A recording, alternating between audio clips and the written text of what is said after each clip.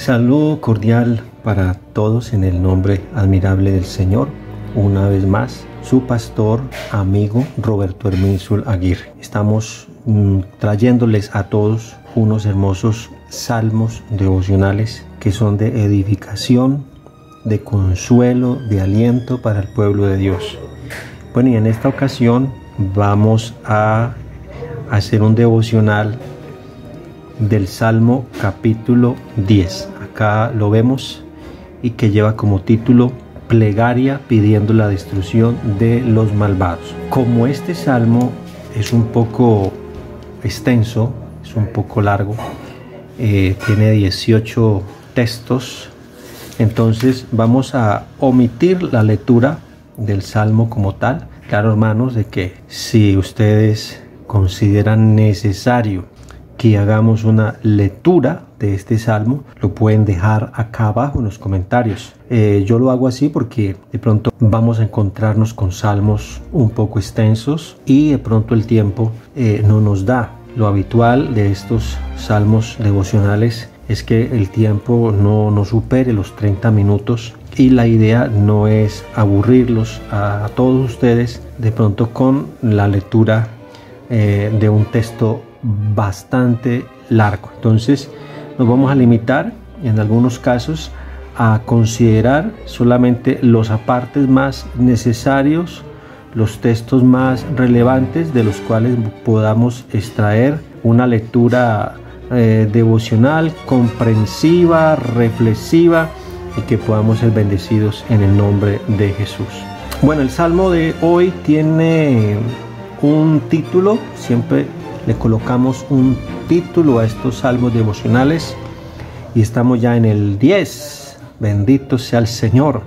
Si a ustedes les ha gustado estos devocionales, déjenlo por favor acá en los comentarios en la parte de abajo y déjenos también las sugerencias. He titulado a este salmo devocional de hoy, el número 10, qué bendición, encontrando esperanza en la justicia divina. Y el texto bíblico inicial de este salmo dice así: ¿Por qué estás lejos, oh Jehová, y te escondes en el tiempo de la tribulación?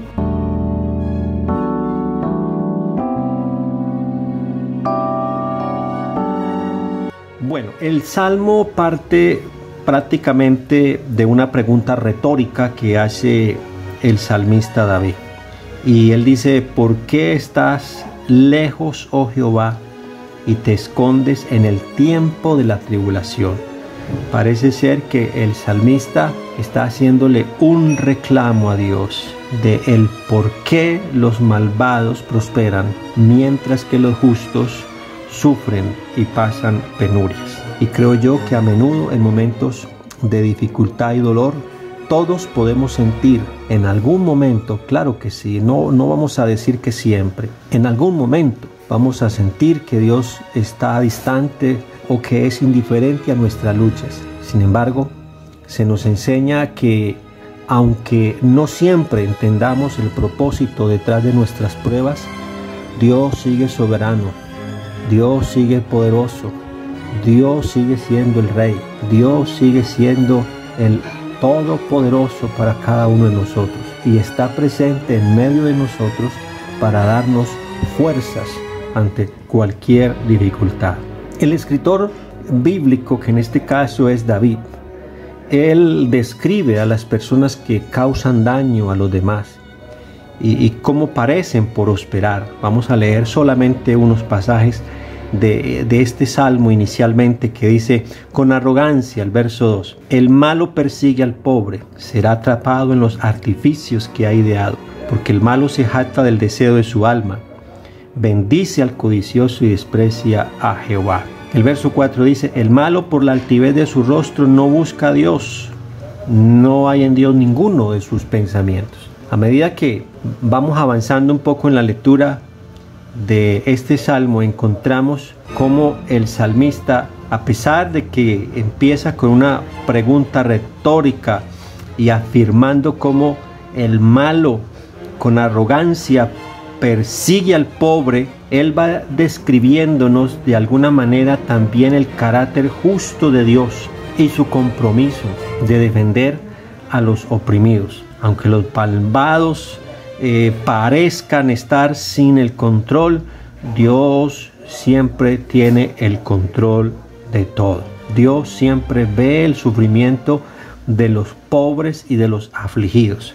Por eso por acá en el verso 14, adelantándonos un poquito, dice: tú lo has visto porque miras el trabajo y la vejación para dar la recompensa en tu mano. O sea, como quien dice, tú ves nuestro dolor, tú ves nuestro sufrimiento y a ti podemos entregar todas nuestras preocupaciones, porque a ti se puede acoger el desválido, a ti se puede acoger el pobre, el necesitado. Y qué bonito esto, hermanos, porque se nos recuerda que Dios ve todo y toma nota de las acciones de los malvados, así como también toma nota de las acciones justas de los santos. Y voy a hablar de 4 cosas importantes que yo encontré en todo este Salmo capítulo 10 y que espero que sean de bendición para tu vida. La número 1 es la pregunta retórica con la que se inicia en el verso 1. Y es probable la pregunta de muchos: ¿dónde estás, Señor? ¿Por qué estás tan lejos? Es natural para nosotros los seres humanos tener preguntas y dudas, claro que sí, cuando enfrentamos dificultades, pero es importante recordar que no estamos solos y que Dios está con nosotros. Parece que nosotros deseamos inmediatamente tener una respuesta a esas preguntas, más cuando se las hacemos a Dios, más cuando nos enfrentamos a problemas dolorosos, a dificultades que solo las comprendemos nosotros. Y es de entenderse que aún Jesús, durante su propia crucifixión, preguntó también, estando en la cruz del Calvario: Dios mío, ¿por qué me has desamparado? Yo creo que para los espectadores de la época, así como para aquellos que hoy leen la historia de la muerte de Jesús por primera vez, pareciera que Dios lo hubiese abandonado. Y claro, precipitadamente podemos concluir que Él también entonces nos abandonará a nosotros en nuestros momentos más difíciles, en nuestros momentos más oscuros de la vida. Sin embargo, si nosotros continuamos observando los acontecimientos que tuvieron lugar después de la crucifixión del Señor, se revela que nada puede detener la obra de Dios. Se revela que nada puede separarnos del amor de Dios, ni siquiera la muerte, porque después de que Jesús fue crucificado, la Biblia dice que fue llevado a una tumba, pero después de 3 días resucitó con gran poder y con gran gloria. Y yo creo que nosotros, de ese ejemplo bíblico de la resurrección de Jesús, podemos estar seguros y tranquilos y confiados en el Señor, de que cuando nos sintamos nosotros en medio de dificultades, aún así vamos a poder clamar al Señor. Vamos a poder creer en las promesas que Él tiene para cada uno de nosotros, porque Él dice en su palabra que Él nunca nos desamparará ni nos dejará.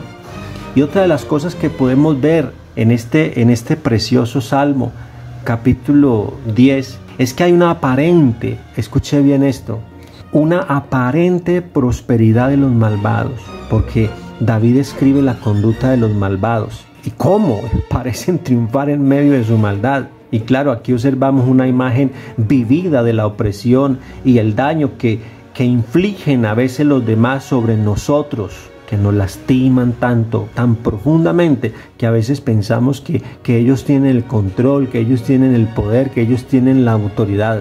En tiempos como estos en los que vivimos, donde hay tanta violencia, donde hay tanto odio, donde hay tanta guerra, podríamos preguntarnos nosotros también, entonces, ¿por qué Dios permite que los malvados prevalezcan siempre sobre los inocentes que sufren?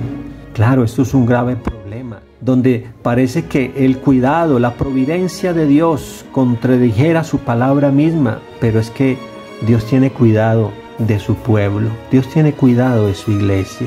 Yo le decía a alguien en una ocasión que me dijo, es que mira, no se mueve ni una hoja de los árboles si no es la voluntad de Dios. Yo le dije a él, y con todo respeto lo digo aquí para quienes hoy van a escucharlo, probablemente por primera vez en sus vidas, yo le dije, mira, Dios no ha de tener tanto cuidado por las hojas de los árboles. como el cuidado que Él tiene por cada uno de aquellos que le amamos y le servimos. Dios no es un desocupado para estar pendiente de cuántas hojas de un árbol se caen.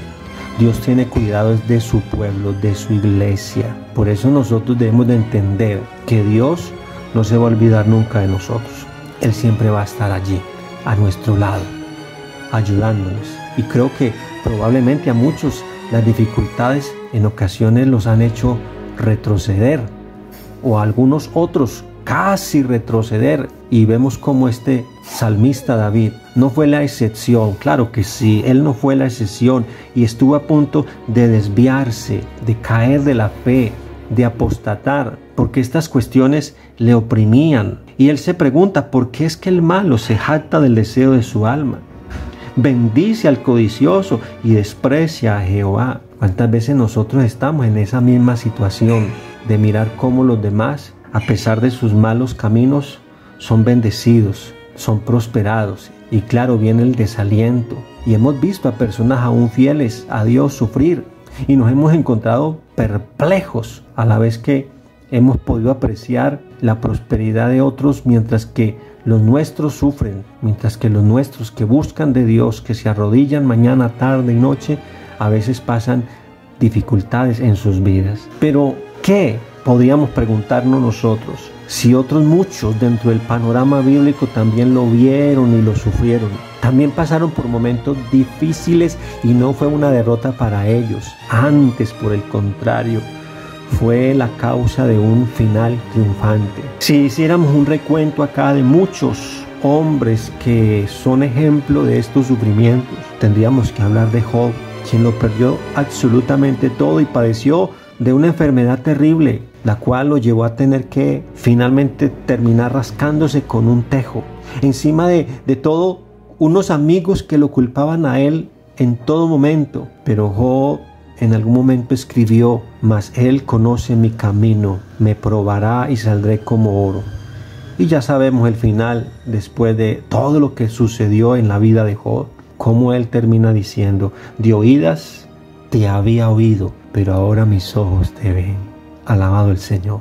Jeremías, el profeta, conocido también como el profeta llorón, acorralado por la oligarquía, por los profetas falsos y aún por sus mismas tribulaciones, por sus propios pensamientos. Este profeta en algún momento dado de su vida dice: ya no quiero acordarme más de él, ya no quiero hablar más de él, ya no quiero profetizar más en su nombre. Pero él tiene que decir: no obstante, hay dentro de mí un fuego que arde, que quema. He tratado de sufrirlo y no he podido. Qué bueno cuando hay un fuego fuerte dentro de nosotros que nos invita a seguir adelante, a continuar. Que ese fuego, que esa llama sea más fuerte que los problemas, que las tribulaciones y que las personas que quieren nuestro mal. No muy lejos del texto sagrado del Salmo capítulo 10, en el mismo libro nos encontramos al salmista Asaf en el Salmo 73, quien vivió unos conflictos muy parecidos a los del salmista David. Todos sabemos el final, como el salmista dice: por poco se deslizaron mis pasos, porque viendo la prosperidad de los impíos, tuve envidia de los arrogantes. Cómo ellos no sufren, cómo ellos pueden hacer tantas cosas libremente y no sufrir el castigo de sus malas obras. Pero todos sabemos que todo culminó para él cuando entró al santuario de Dios, y allí se despejaron todas sus dudas, allí se despojaron todas sus preocupaciones. Cuando entró en el lugar santísimo, entendió que todo es vanidad y que hay uno más grande por encima de todos nosotros. Y no solo más grande, más rico, más sabio, porque el que tiene a Dios en su vida, así en este mundo no posea muchas cosas, lo tiene todo. Según lo que miramos aquí en el verso 14, hay una confianza que tiene el salmista, y parece que él se renueva en esa confianza en la justicia de Dios, porque él dice: tú lo has visto, porque miras el trabajo y la vejación para dar la recompensa con tu mano. Notamos un cambio en las palabras del salmista. Él declara su confianza en el carácter justo de Dios, en su compromiso de defender a los oprimidos. Aunque los malvados parezcan salirse siempre con la suya, el rey entiende que Dios está observando, que Dios tiene el control y que pronto Dios tomará las medidas respectivas. Qué bueno leer estas líneas del Salmo 10, ¿sí? Alineadas con las del Salmo 37, y probablemente allí tendríamos unas respuestas mucho más amplias, o tendríamos un panorama general de lo que es confiar en el Señor sin desesperarnos. Y claro, yo no voy a dar lectura a este Salmo 37, pero aquí nos habla del camino de los malos, y dice el texto 1 y el texto 2: no te impacientes a causa de los malignos, no tengas envidia de los que hacen iniquidad, porque como hierba serán pronto cortados, y como la hierba verde se secarán. Y mire esta invitación: confía en Jehová y haz el bien, y habitarás en la tierra, y te apacentarás de la verdad. Entonces, confiemos en Dios, confiemos en que Dios es nuestro Salvador, que Dios es nuestro Señor, que Dios es el dueño de nuestra vida, y que aunque otros prosperen y lo tengan todo, están vacíos, porque si no tienen a Dios, no tienen nada en sus vidas. Entonces, nuestra respuesta cuando vivimos en medio de esas dificultades es que tenemos una esperanza en medio de la adversidad. Y aunque las circunstancias puedan ser difíciles de entender, de asimilar, confiemos en lo que nos dice el Salmo capítulo 10, en lo que Él nos invita a reflexionar. Seamos instrumentos de compasión y ayuda para los necesitados a nuestro alrededor. Ayudemos a quienes no tienen. Ayudemos a los necesitados, porque a veces nosotros nos quejamos más de lo que deberíamos de quejarnos, porque pensamos que los que no tienen a Dios son más bendecidos y son más prosperados, pero nosotros tenemos la bendición, tenemos la prosperidad de Dios. Perseveremos en la fe. A pesar de las adversidades, mantengamos nuestra fe firme en Dios y en su amor. La perseverancia implica confiar en que Dios está presente incluso en momentos difíciles, y que su plan para nosotros es más grande de lo que podemos comprender en el momento. Al mantenernos firmes en nuestra fe, podemos encontrar esperanza y fortaleza. Eso es lo que nosotros encontramos en el Señor. ¿Y qué vamos a encontrar al final? Cuando nosotros confiamos en el Señor y nos amparamos en Él, vamos a encontrar que Dios nos va a guiar, que Dios nos va a sostener en medio de la dificultad. Entonces, mis hermanos, recordemos que Dios es nuestra esperanza, que no estamos solos, que nuestra fe no está exenta de pruebas y desafíos. Sin embargo, podemos siempre encontrar esperanza en Él. Aprendamos a través de nuestras luchas y dificultades, y Dios actuará en su debido tiempo. Sigamos confiando en Él. Mantengamos nuestra esperanza en medio de las dificultades y de las necesidades, y no pensemos que aquellos que tienen más es que son más bendecidos, que aquellos que tienen más pero no tienen a Cristo son los que nosotros deberíamos de imitar. No, nosotros tenemos mucho más que ellos, porque nosotros tenemos la verdad de Cristo. Que la verdad aprendida hoy nos acompañe y nos permita a cada uno de nosotros entender que nuestro valor no lo dan las riquezas, no lo dan las cosas materiales de este mundo. Nuestro valor lo da el tener a Cristo en nuestro corazón, lo da el habernos entregado a Él de corazón, y tenerlo a Él dentro de nosotros es tenerlo todo. Bendiciones, mis hermanos, y nos veremos en un próximo video.